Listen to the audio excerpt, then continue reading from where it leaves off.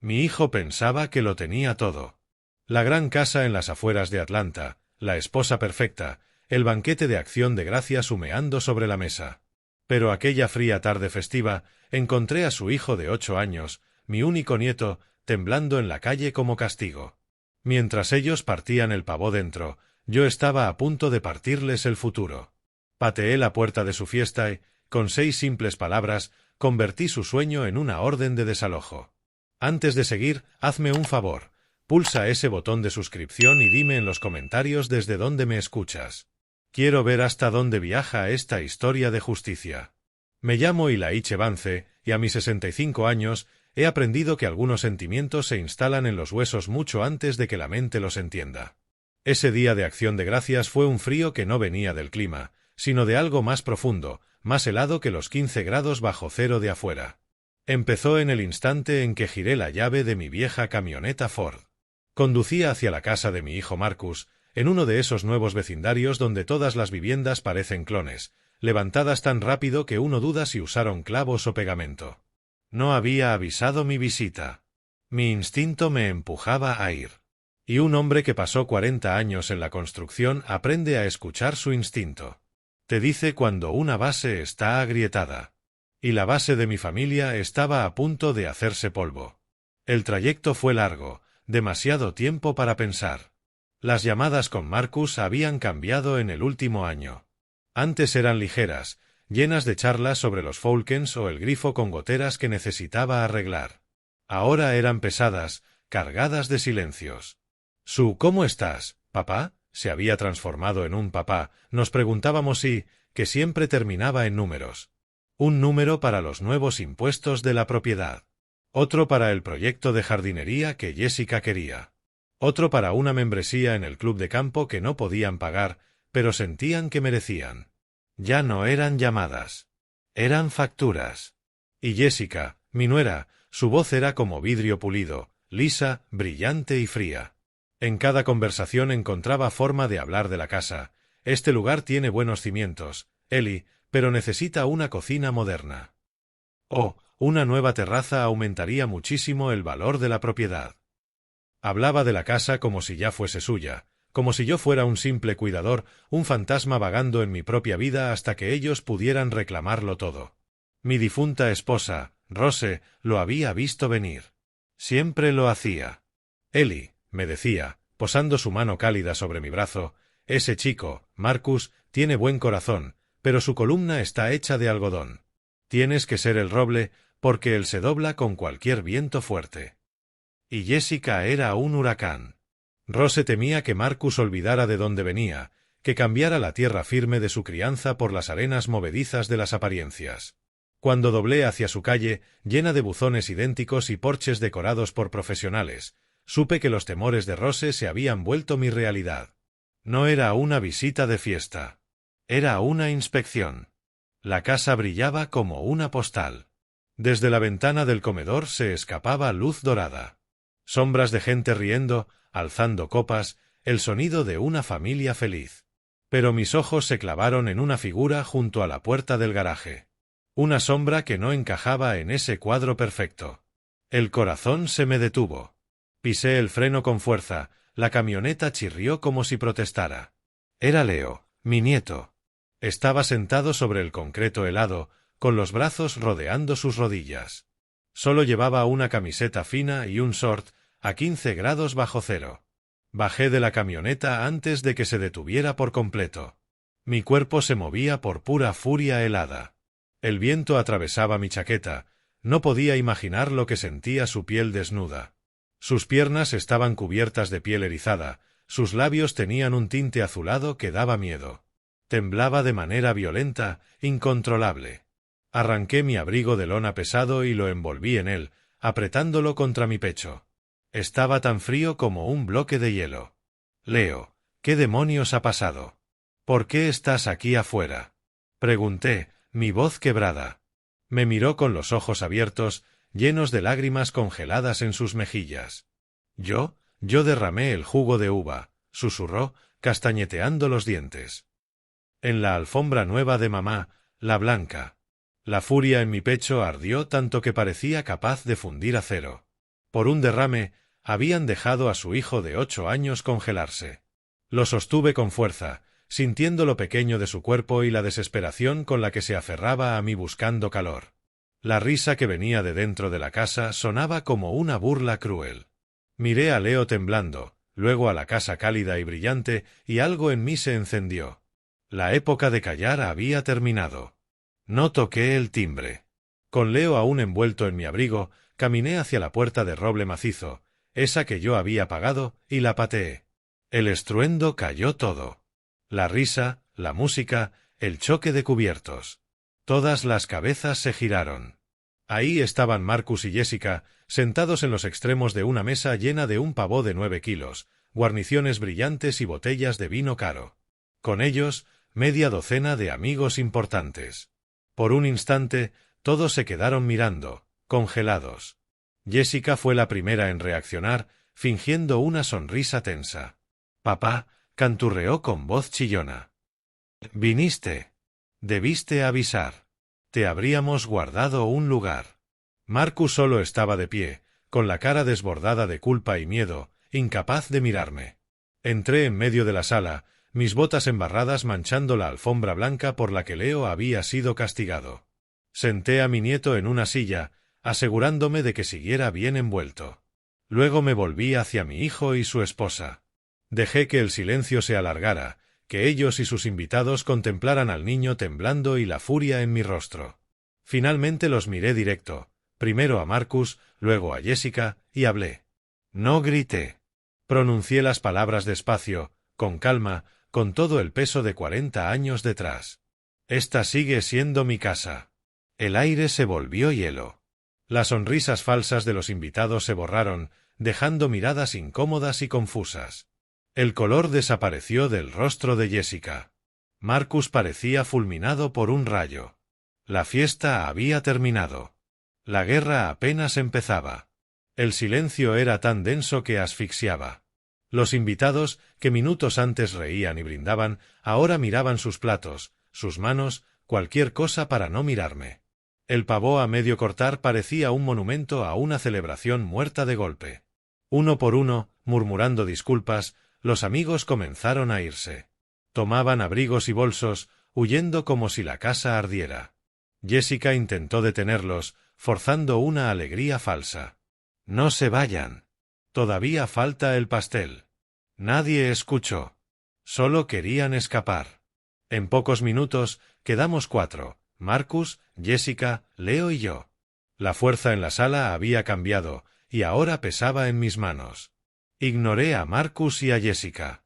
Todo mi mundo era el niño temblando junto a mí. Me arrodillé, tomé sus manos heladas entre las mías. «Vamos a calentarte, campeón», susurré con una suavidad que me sorprendió. Lo guié más allá del comedor, frente a sus padres paralizados de vergüenza, hasta la enorme cocina de revista, llena de acero inoxidable y mármol blanco. Una sala de exhibición, no de hogar. Senté a Leo en un taburete, abrí el grifo hasta que el agua salió tibia y puse sus manos bajo el chorro. Se estremeció, la calidez era un golpe a su piel congelada. Tomé el paño más suave y le sequé con cuidado manos y cara. Detrás de mí, sentía sus ojos. No necesitaba voltear. Estaban allí, perdidos. Abrí su refrigerador lleno de quesos gourmet y condimentos finos, encontré caldo de pollo y lo puse a calentar en la estufa. El siseo del gas fue el único sonido en la casa. Jessica no soportó el silencio. Era una acusación en sí misma.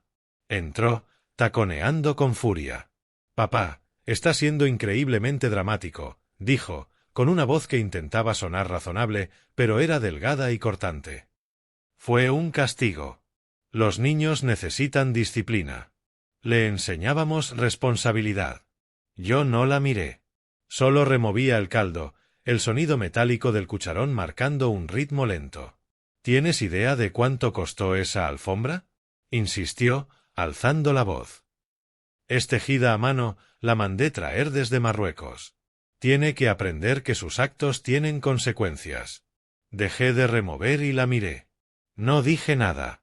Solo la sostuve con la mirada. Le dejé ver todo, que la había descubierto en su esencia superficial y vacía, que para ella una alfombra valía más que el bienestar de su propio hijo.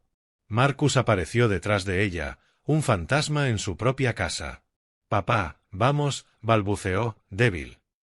Tiene razón, solo era para darle una lección. Íbamos a dejarlo entrar. Ni siquiera me miraba al decirlo. Miraba al suelo, a los gabinetes, a cualquier parte. Las palabras de Rose resonaron en mi mente, una columna hecha de algodón. Ella había tenido razón. Mi hijo era un hombre hueco, un títere movido por la vanidad de su esposa. No estaban criando un hijo. Estaban curando una imagen. Leo era un accesorio que había cometido un error, una mancha en su vida perfecta. No lo castigaban para enseñarle. Lo castigaban porque les había incomodado. Les di la espalda. Serví el caldo en una taza, encontré una manta de lana gruesa en un armario y envolví a Leo. Lo llevé al sofá de la sala, lejos de la fría cocina, y lo ayudé a sostener la taza, sus manos todavía demasiado temblorosas. Bebió un sorbo y un poco de vida volvió a sus ojos. Marcus y Jessica se quedaron en la cocina de exhibición, solos, con sus excusas flotando inútiles en el aire. Y entonces supe, con una certeza que me heló los huesos, no era la primera vez. Esto no había sido un error. Era un patrón. Y mi deber era romperlo. Esa noche les dije que me quedaba. No era una petición. Tomé la habitación de invitados en la planta baja, un espacio frío y estéril que parecía más un cuarto de hotel que parte de un hogar. Las sábanas estaban tiesas, olían a químicos, y los cuadros en las paredes eran genéricos, sin alma. Era un cuarto para visitas, no para familia. Dormir fue imposible. Cada vez que cerraba los ojos, veía el rostro de Leo, sus labios azules, su cuerpo temblando. Tras una hora mirando el techo, me levanté y caminé en silencio por el pasillo hasta su habitación. La puerta estaba entreabierta. El cuarto era tan vacío como el resto de la casa. Juguetes caros alineados en los estantes, todavía en sus cajas originales. Trofeos del gasto de sus padres, no tesoros de la imaginación de un niño. Leo dormía, pero era un sueño inquieto, su pequeño cuerpo estaba tenso bajo las mantas. Me senté en una silla en la esquina, solo para verlo respirar. No quería que estuviera solo.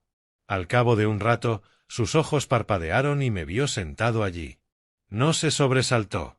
Solo me miró. Le regalé una pequeña sonrisa triste. No podía dormir, campeón, susurré. Se incorporó, abrazando sus rodillas contra el pecho. Pasó mucho tiempo en silencio. Yo no lo presioné. Un hombre aprende paciencia esperando que frague el concreto, o que un niño asustado decida hablar. Finalmente, su voz salió pequeña y frágil en la quietud de la habitación. No es la primera vez. Sentí el corazón como plomo en el pecho. ¿Qué no es la primera vez, hijo? Que me dejen afuera, dijo, sin mirarme. Una vez ensucié los tenis blancos nuevos de mamá, los que usa para tenis. Me hizo quedarme en el patio bajo la lluvia, limpiándolos. Ella me miraba desde la ventana de la cocina. Respiró entrecortado. Cuando rompí por accidente un jarrón de vidrio, papá me quitó el videojuego. Mamá dijo que era porque no respetaba sus cosas. Siempre hablan de cosas, del precio de las cosas. Al fin me miró, con los ojos brillando por lágrimas contenidas. A veces, dijo, bajando la voz hasta un susurro, se olvidan de que existo. Salen a cenar con sus amigos y la niñera no viene. Yo me quedo viendo la tele hasta que regresan. Cada palabra era un golpe. Una confirmación de la verdad fea que yo ya había olido bajo la superficie. La promesa que le hice a Rose, la que le susurré en su lecho, volvió como un rayo. Protégelos, Eli. Protege a nuestro hijo y al hijo de nuestro hijo. Yo había creído cumplirla enviando dinero, vigilando desde lejos. ¡Qué tonto había sido! La furia del día anterior se había enfriado, endureciéndose en algo más sólido. No era solo enojo. Era resolución. No solo iba a salvar a mi nieto del frío. Iba a salvarlo de sus propios padres. La mañana siguiente, la tensión en la casa se podía cortar con un cuchillo. Cuando bajé, Marcus y Jessica estaban en la cocina, aferrados a sus tazas de café como si fueran reliquias sagradas. Parecían no haber dormido. Bien. Esperaban una confrontación, gritos, reproches, un escenario en el que pudieran tergiversar mis palabras y pintarse como víctimas. Yo no les iba a dar ese gusto. Me serví café, lo probé lentamente y dejé que el silencio se alargara. Luego me volví hacia ellos. Me voy a llevar a Leo a mi casa por unos días, dije con calma. Era la misma voz que usaba en las obras cuando daba una orden que no admitía debate. La taza de Jessica golpeó contra la encimera de mármol. «No puedes hacer eso», soltó, la voz afilada de rabia. «Él es nuestro hijo. Esta es nuestra casa. No puedes venir aquí a decidir sobre nuestra familia. Estás interfiriendo, Eli». Usó mi nombre. Nunca lo había hecho. Una falta de respeto clara. Marcus, como siempre, intentó ser el mediador, el que parcheaba las grietas que su esposa abría. «Papá, hablemos de esto, por favor», dijo, alzando las manos en señal de rendición. «No seas así. Ayer estábamos alterados. Podemos arreglarlo». Lo miré y vi la debilidad en sus ojos, la manera en que se encogía ante la mirada de su esposa. Sentí una mezcla de lástima y repulsión. «No hay nada que hablar», corté, mi voz atravesando sus protestas. «No estoy pidiendo permiso. Les estoy informando de mi decisión». Sin otra palabra, subí las escaleras. Escuché los susurros frenéticos de Jessica detrás, pero no me importaba.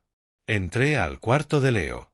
Preparé una pequeña bolsa con calma y precisión, unos jeans, un par de suéteres, su cepillo de dientes, el libro de su mesita. Simples cosas, las necesarias. Leo observaba en silencio desde la puerta. No dijo nada. Cuando terminé, extendí mi mano. Él la tomó sin vacilar. Bajamos juntos. En el vestíbulo estaban ellos, como animales acorralados, Jessica con los puños apretados, Marcus derrotado. No me despedí. Solo caminé hacia la puerta, sosteniendo la mano de mi nieto. Lo conduje hasta la fría mañana y la seguridad de mi vieja camioneta. Al arrancar, los vi en el retrovisor, dos figuras pequeñas, en el umbral de una casa enorme y vacía. Esperaban una pelea que pudieran manipular. Obtuvieron una resolución tranquila que no podían detener. Ya en la autopista, un silencio cómodo se instaló entre nosotros. Miré a Leo de reojo. El miedo de su rostro comenzaba a disolverse, reemplazado por alivio. Eso era lo único que importaba. Tomé el teléfono y marqué un número que conocía de memoria. Contestaron tras 2 tonos. Bufete de Imani Perry. Inspiré hondo, los nudillos blancos en el volante. Imani, dije con voz firme, dura como el hierro. Soy Ilaiche Vance. ¿Ha pasado algo? Sí, todos están físicamente a salvo, por ahora. Pero necesito verte hoy, si es posible. Es hora. Es hora de abrir el archivo Rose. La oficina de Imani Perry estaba en el último piso de un edificio de cristal y acero en el centro de Atlanta. Otro mundo, uno de confianza silenciosa y cuero caro. El aire olía a libros viejos y café recién hecho. Al entrar, la recepcionista me sonrió cálidamente. «Señor Vance, qué gusto verlo. ¿Y quién es este joven tan apuesto?» Le presenté a Leo. Ella sacó un cuaderno para colorear y una taza llena de crayones, como si ya lo esperara. Un gesto pequeño, pero inmenso. Me dijo que ese era un lugar de cuidado, no solo de contratos. Un momento después, apareció Imani. Era una mujer que imponía respeto sin alzar la voz. Alta, con un traje oscuro impecable y el cabello recogido en elegantes trenzas. Pero sus ojos eran cálidos e inteligentes. Me estrechó la mano con firmeza. «Eli, ha pasado demasiado tiempo», dijo con su voz grave y serena. Luego se agachó hasta quedar a la altura de Leo. «Y tú debes de ser Leo. Es un placer conocerte. Tienes los ojos de tu abuela».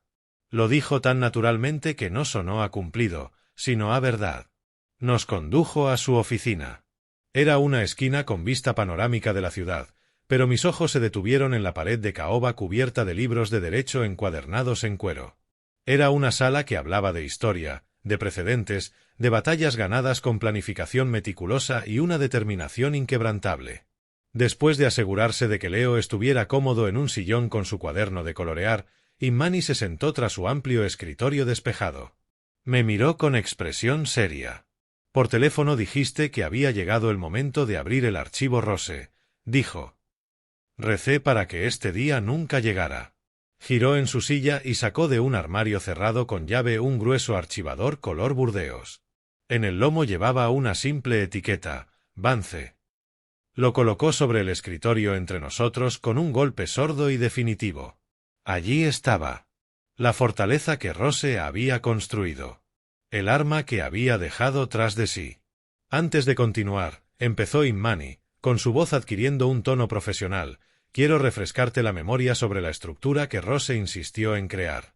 Esto no es un simple testamento, Ellie.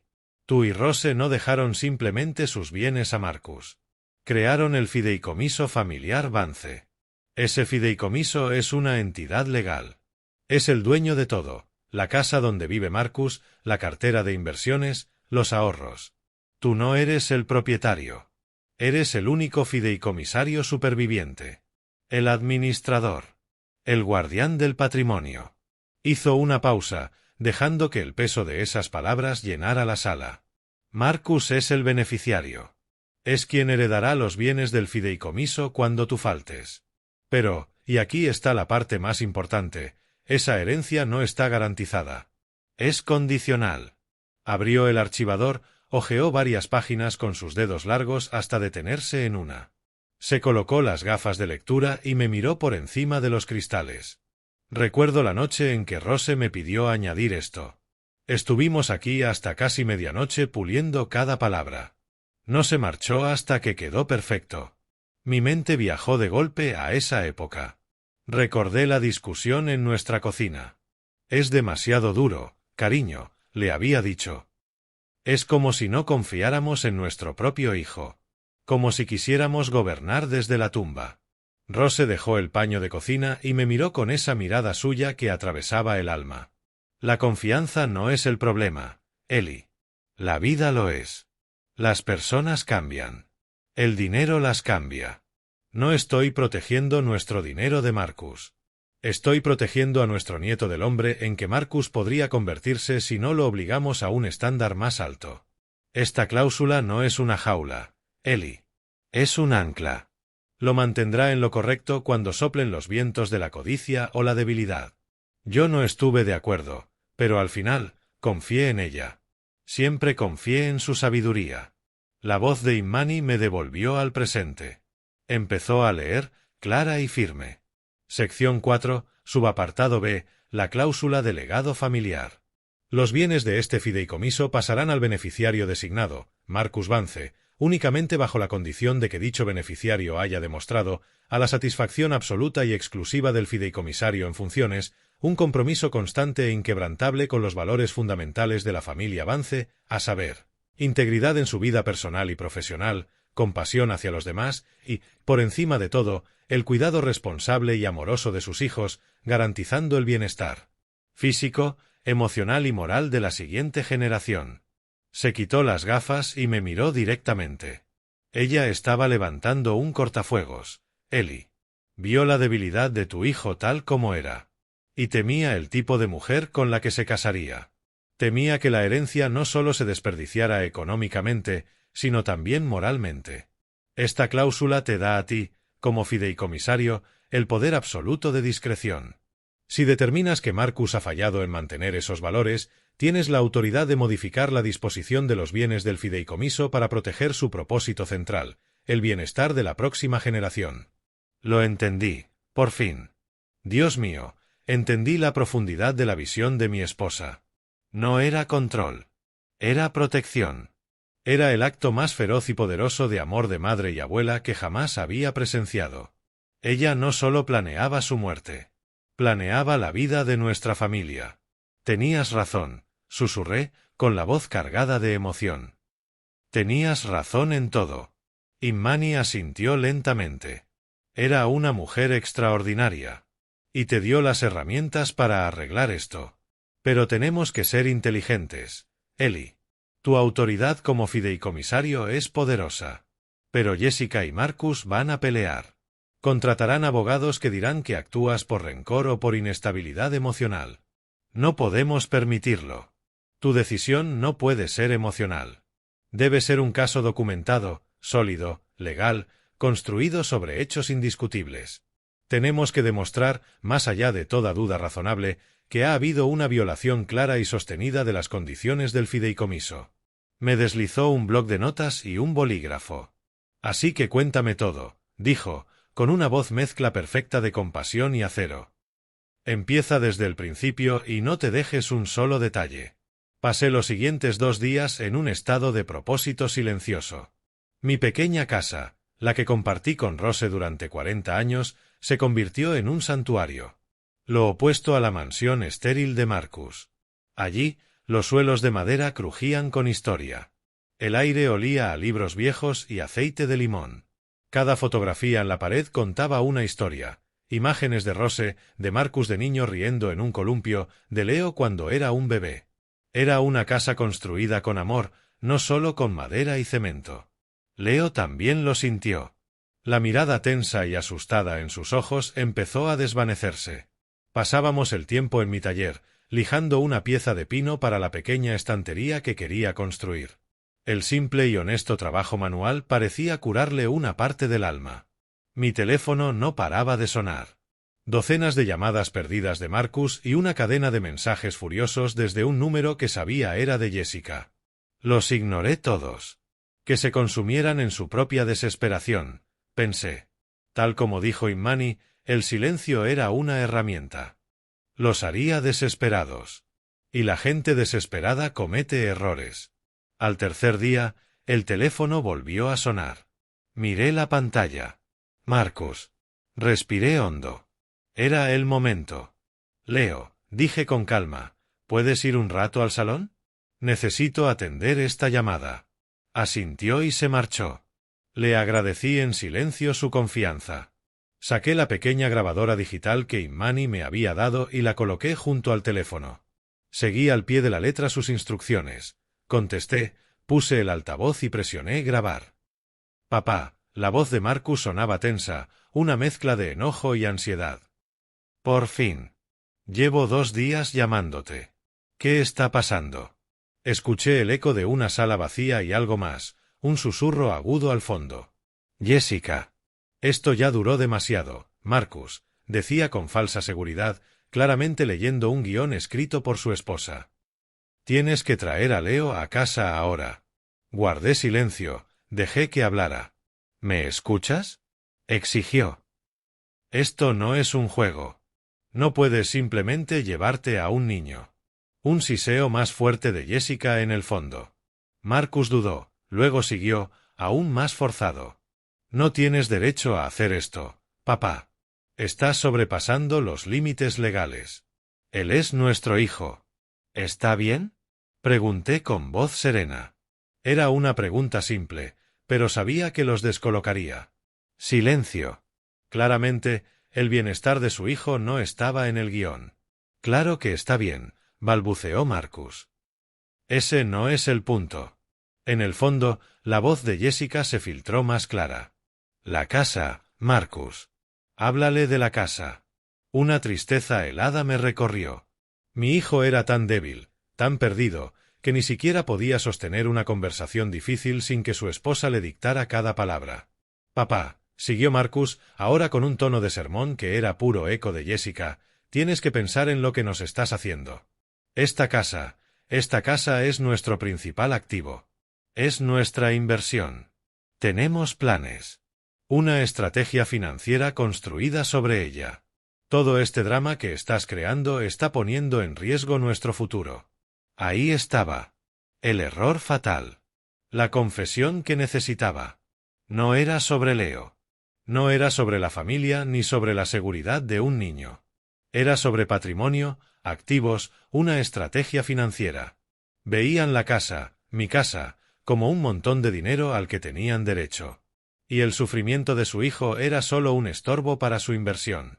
No me preguntó ni una sola vez cómo estaba Leo, si era feliz, si los extrañaba. Solo habló de dinero. Sentí duelo por el niño que había criado, el que se había perdido en algún tramo del camino hacia esa vida vacía. Pero mi resolución se endureció como acero. —¿Así que eso es lo que te preocupa, Marcus? —pregunté, con voz sin emoción.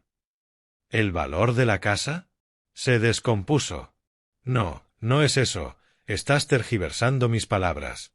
Jessica chilló algo furioso en el fondo, pero no lo entendí. Se trata de estabilidad, gritó Marcus, aferrándose a una emoción que en realidad no era suya, sino reciclada de su esposa. De un hogar estable que tratamos de construir y tú lo estás arruinando. Ya había escuchado suficiente. Lo tenía todo grabado. Ya veo, dije suavemente. Gracias por aclarar tu posición, Marcus. Tengo que colgar. Ya estaré en contacto. Espera, papá, no me cuelgues. Pulsé fin de llamada. El silencio en mi cocina fue un alivio. Miré la grabadora. La luz roja parpadeaba, confirmando que el archivo estaba guardado. No sentí triunfo ni alegría. Solo la dura satisfacción de un trabajo necesario. Adjunté el archivo a un correo y lo envié a Inmani. Asunto: la prueba. Mi promesa a Rose estaba un paso más cerca de cumplirse. Los días siguientes fueron un torbellino de movimientos calculados. Ya no era solo un abuelo actuando por instinto. Era el ejecutor de los últimos deseos de mi esposa. Un estratega guiado por la mente afilada de Imani Perry. Mi dolor y mi ira se habían transformado en propósito frío y metódico. Cada paso era una pieza de un rompecabezas que, una vez armado, mostraría una imagen de negligencia y avaricia tan clara que nadie podría negarla. El primer paso fue la visita al médico. Le dije a Leo que íbamos a un chequeo rutinario, algo que, le conté, su abuela Rose siempre pedía al empezar el invierno para prepararnos contra el frío. Él aceptó sin cuestionar. Fuimos a ver al doctor Evans, un hombre de cabello canoso y amable que había sido médico de nuestra familia por 30 años. Había curado mis caídas de joven y estuvo a mi lado cuando diagnosticaron a Rose. Confiaba en él. En la consulta, lo vi revisar a Leo con la delicadeza que siempre lo caracterizaba. Pero noté un cambio sutil en su rostro, una preocupación profesional que crecía a cada paso. Cuando terminó, le dio a Leo una paleta y lo envió a la sala de espera.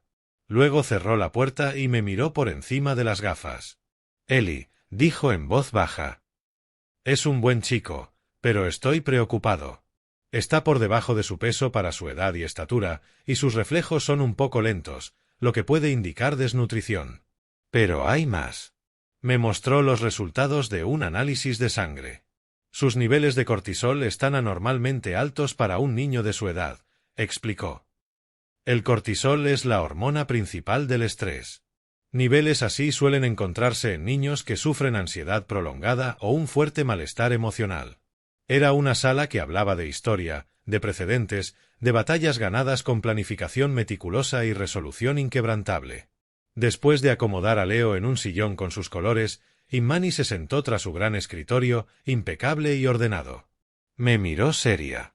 Por teléfono dijiste que era hora de abrir el archivo Rose, dijo. Recé para que este día nunca llegara. Giró su silla, abrió un armario bajo llave y sacó un voluminoso archivador color burdeos. En el lomo, una etiqueta simple, Vance. Lo colocó entre nosotros con un golpe seco y definitivo. Ese era la fortaleza que Rose había construido. El arma que había dejado. Me recordó lo que ya sabía. El fideicomiso familiar Vance no era un testamento común. La casa, las inversiones, los ahorros, todo estaba bajo esa entidad legal. Yo no era el dueño. Era el fideicomisario. Marcus solo era beneficiario. Y su herencia estaba condicionada. Imani abrió el archivador y leyó en voz alta la cláusula de legado familiar. El beneficiario solo recibirá los bienes y demuestra, a satisfacción del fideicomisario, integridad personal y profesional, compasión hacia los demás y, sobre todo, el cuidado responsable y amoroso de sus hijos, garantizando su bienestar físico, emocional y moral. Mi mente viajó al pasado. Recordé discutir con Rose en la cocina, diciéndole que era demasiado duro, que sonaba como gobernar desde la tumba. Ella me miró con esa mirada que traspasaba el alma y me dijo: «Esto no es una jaula, Ellie. Es un ancla. No protejo el dinero de Marcus. Protejo a nuestro nieto del hombre en que Marcus podría convertirse». Volví al presente con lágrimas en los ojos. Ella había tenido razón. Imani fue clara: debía reunir pruebas sólidas e indiscutibles. No emociones. Hechos. Y así lo hice. El doctor Evans, nuestro médico de toda la vida, diagnosticó a Leo: bajo de peso, reflejos lentos, niveles altísimos de cortisol. Un informe médico firmado y sellado. La primera prueba. Luego hablé con la vecina, la señora Gabel. Me confesó que había visto a Leo solo afuera, en pleno frío, durante horas, y que casi llama a las autoridades. Su testimonio era otra pieza del rompecabezas. La tercera prueba la consiguió Imani: los extractos bancarios. Una marea de gastos insensatos: $25,000 en un club, un Lexus de $70,000, vacaciones de lujo, compras de miles en ropa. Todo pagado con mi dinero. No era una vida. Era una farsa mantenida a base de avaricia. Finalmente, la grabación, la voz de mi hijo, con Jessica susurrando detrás, admitiendo que todo se trataba de la casa, el activo principal, la inversión. No mencionó a Leo. Ni una sola vez. Con todo reunido, Ammani preparó la cita. Una carta formal invitando a Marcus y Jessica a una reunión de administración del fideicomiso. Ellos la tomaron como una rendición, como su coronación. Jessica incluso llamó exultante, convencida de que por fin les iba a ceder. El miércoles llegaron a la sala de conferencias como reyes entrando a su banquete. Jessica en un traje crema que gritaba victoria, Marcus un paso detrás, nervioso, cargando un maletín como escudo. Sonreían. Creían haber ganado. Se sentaron frente a nosotros. Imani abrió el archivador. Leyó la cláusula de legado en voz alta. Integridad. Compasión. El deber de cuidar a los hijos. Jessica rió con desdén. Muy bonito, muy sentimental. Rose siempre fue una romántica. Pero, ¿qué tiene que ver eso con la transferencia de bienes? Tiene todo que ver, respondió Imani, su voz como hielo. El fideicomisario ha evaluado si esas condiciones se han cumplido. Uno a uno, los documentos fueron colocados sobre la mesa. Exhibición A. Declaración jurada de la vecina, describiendo a Leo solo bajo el frío. Exhibición B. Informe médico de Evans, concluyendo que Leo sufre estrés crónico y malnutrición.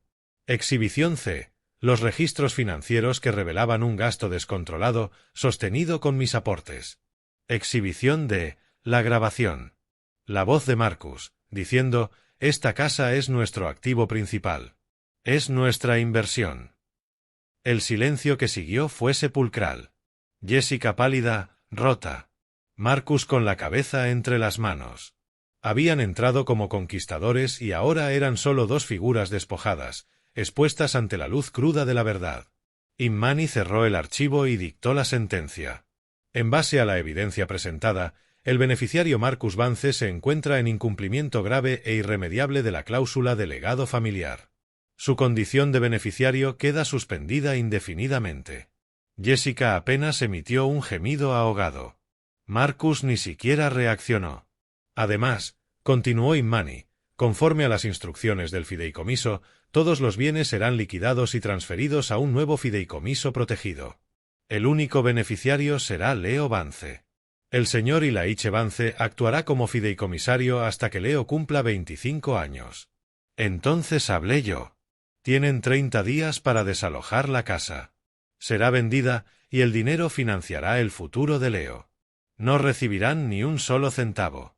No era venganza. Era justicia. Era la promesa que le hice a Rose cumplida. Han pasado 6 meses desde aquel día. La casa fría de Maple Street ya no existe para nosotros. Se vendió, y cada dólar ahora protege el futuro de Leo. Marcus y Jessica se fueron del estado. No sé qué hacen, ni pienso en ello. La ira se desvaneció, quedó solo la tristeza por lo que pudo haber sido. Mi vida ahora es otra. Vivo en un pequeño apartamento soleado frente a un parque. No es grande, pero está lleno de risas y del aroma de mi cocina. Leo sonríe cada día más.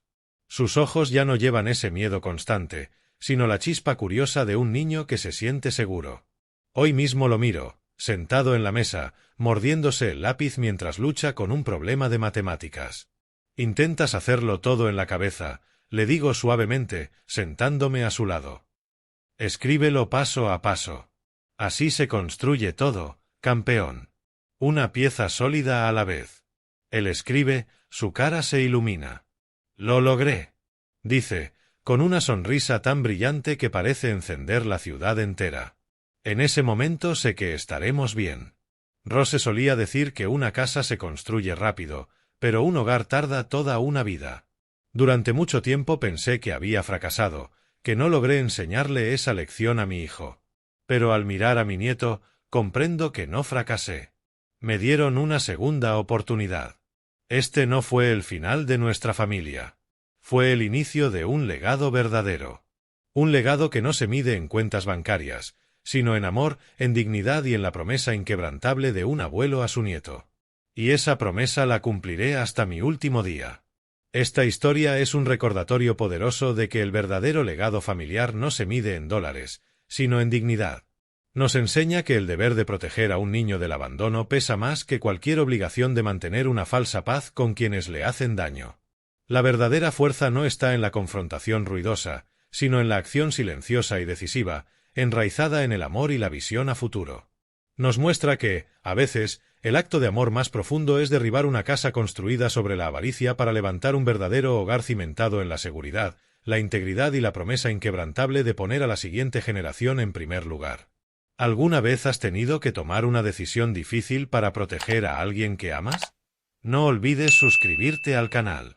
En el vídeo también encontrarás 2 nuevas historias de vida que te recomiendo de todo corazón. Hasta la próxima historia de vida.